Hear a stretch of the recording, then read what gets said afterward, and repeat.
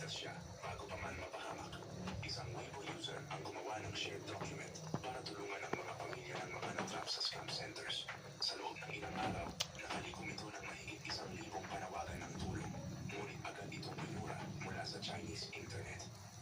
Noong 2022, ang CEO na si Aileen ng isang tourism company sa Guangzhou ay naloko rin.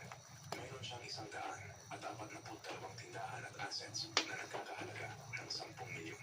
Paglapag niya sa Thailand, siya ay lasing, dinukot at ibinenta sa Myanmar, kung saan siya pinilit magtrabaho sa scam center. Pagkalipas ng mahigit 3 buwan, nakatakas siya at nagbahagi ng video tungkol sa kanyang karanasan.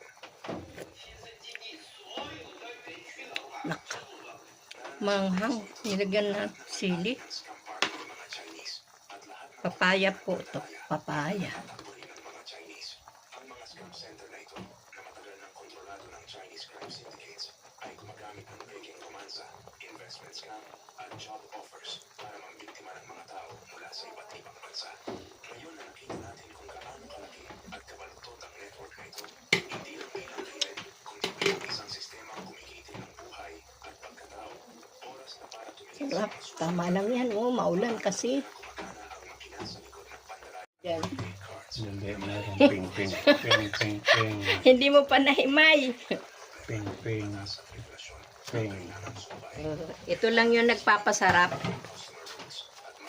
Diba? Dahon sili. Tama na ito, tatay. Kasi Ilatikman ko muna. maalat.